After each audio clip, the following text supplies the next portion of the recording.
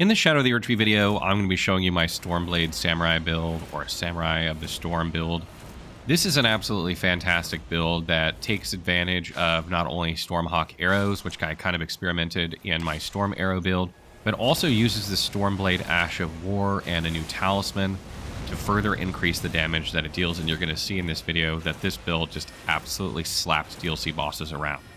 So this build is kind of a progression of my Stormblade build that I made over a year and a half ago that used the Flamberge and the Stormblade weapon skill to just absolutely eviscerate enemies, because at that time they had patched the Stormblade skill in order to make it so that both the projectile and blade could connect for damage if you're close enough, which is where this build really shines. However, you do have a good ranged attack with Stormblade that allows you to hit enemies and bosses from a safe distance when they aren't close enough, and then deal extra damage when they get closer. And one of the things that I explained in my Stormblade build initially, if you watch that video, is that Stormblade attacks at the same speed no matter what weapon you use it with.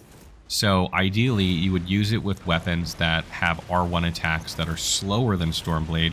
So when you use Stormblade, you're actually swinging the weapon faster, allowing you to have even improved performance, right? Like if you're using a weapon that attacks faster than Stormblade natively, it might not be the best choice because you might be able to build up attack rating faster or something by attacking faster.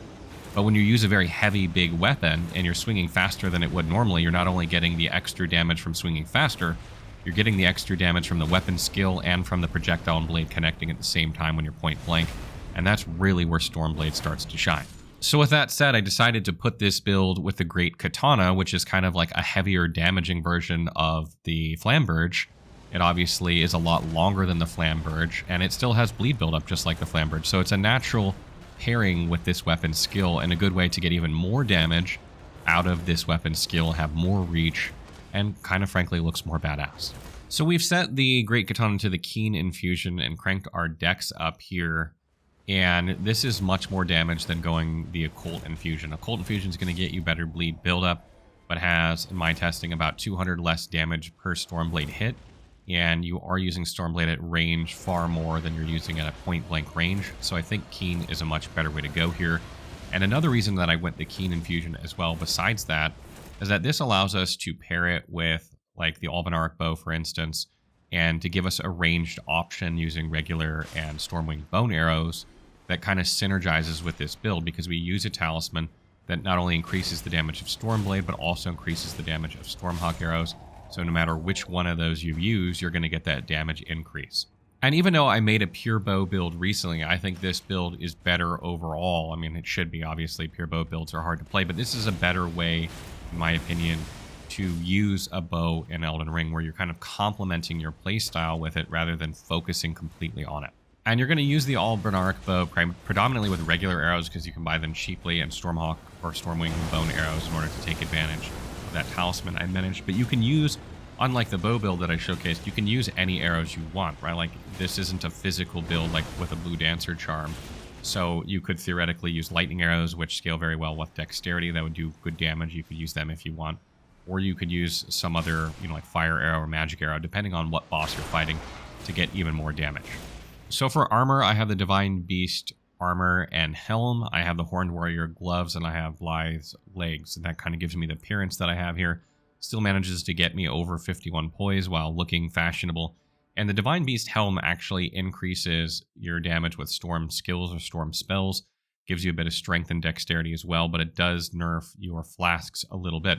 But the trade-off here is you're going to get more damage out of Stormblade for wearing it, and you're going to get more damage with your Stormhawk arrows and get those stats, both of which are good for this build.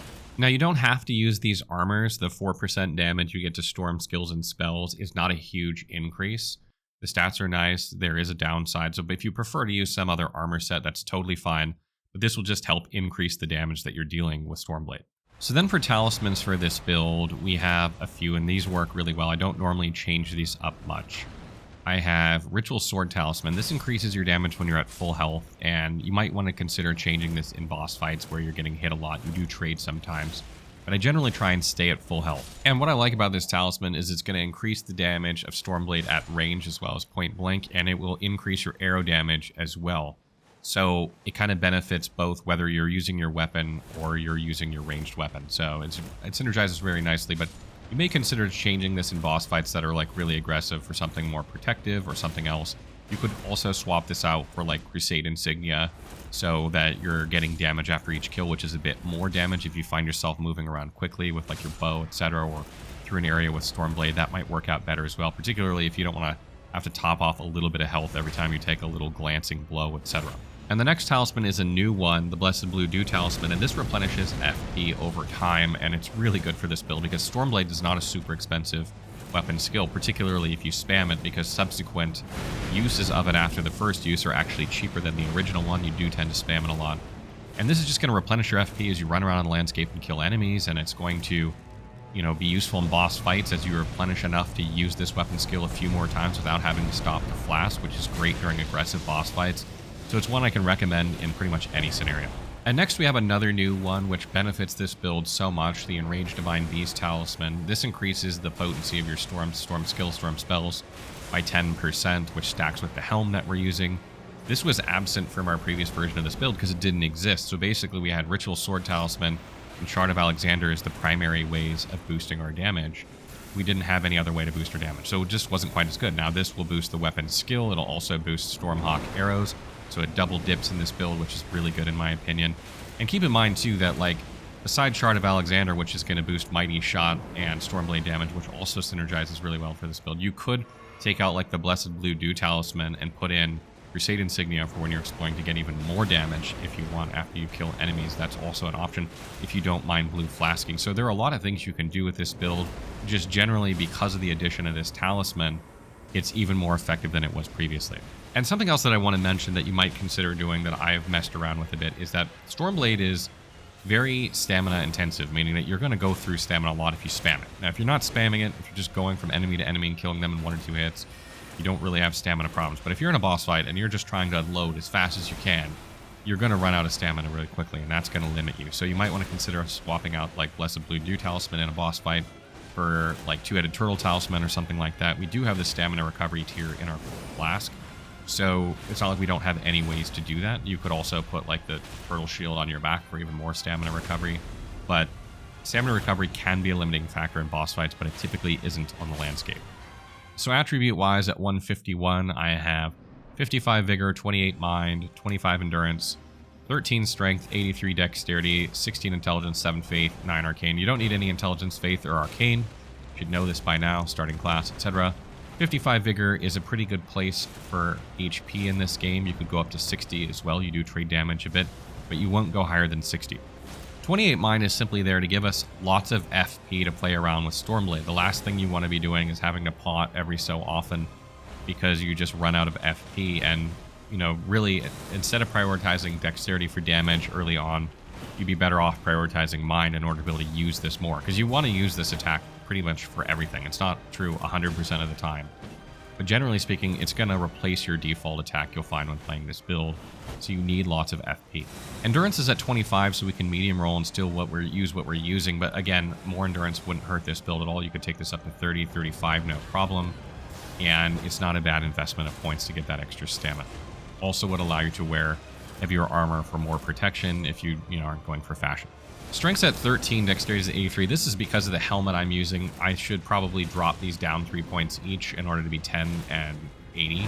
That would give you 6 more points you could dump into endurance or mind or a bigger right away. So that should be there for that. Strength is you either are going to two-hand the weapon and have 10 strength, or you're going to go up to 14 strength and be able to one-hand it when you want. I don't ever really use this weapon one-handed, and it doesn't matter whether you're two-handing or one-handing when you use Stormblade, so it's not a big deal. But theoretically, you could just put 1 more point here if you're set up the way I am and one-hand it and not have to worry about being ineffective when one-handing, which isn't a bad idea either.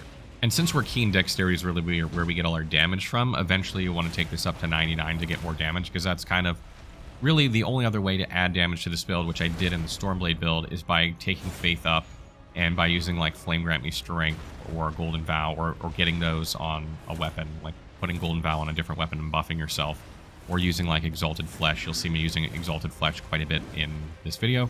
So those are ways you can get more damage, but you're not going to get a lot more damage out of strength and dexterity at this point. So for Flask of Wondrous Physique, I have the Green Burst Crystal tier for stamina recovery, as I mentioned earlier. I'm also using the Winged Crystal tier here to reduce my equip load to make me light roll. This seriously reduces your equip load. I like light rolling, particularly in the DLC with how aggressive bosses are. It's a good way to get yourself in a good position to use Stormblade, so highly recommend this one. Another one you could use here is the Bloodsucking Crack tier to further increase your damage if you're playing a really hyper-aggressive build during boss fights. I'm very, very aggressive. I kill bosses very, very quickly with this build, and I don't have this tier. But if you are a really good player and you're not getting hit much, you can burn bosses even faster with this one. So it should be definitely considered here as well in place of the Winged Crystal tier, because you will need that stamina recovery if you're playing that aggressive. And when it comes to Great Runes, I think Radahn's is easily the best choice. It's going to give you health, it's going to give you stamina, it's going to give you FP. All those are good for this build. So I don't think there's any that's going to be quite as good as that. Millennia's might not be bad if you are playing super aggressively trading damage, but a lot of bosses will interrupt you a lot of times when doing that. So I recommend trying to stay at range more than playing up in bosses' faces, even though you can get more damage out of being point blank. So that wraps up my Stormblade Samurai or Samurai of the Storm build. I hope you guys like this one. I think it's a better use of the Enraged Divine Beast Talisman. You're not only getting it from your weapon skill, you're getting it from your Stormhawk arrows. It fits better into the build than the Blue Dancer Charm because of the armor that we're using that further boosts those as well. It's really, really fun build to play. It absolutely wrecks bosses in this game. And if you're looking for a really good build, this is one you should definitely try. As always, if you have questions or further tips for players, please leave them in the comments and I'll try and get back to them as soon as I can.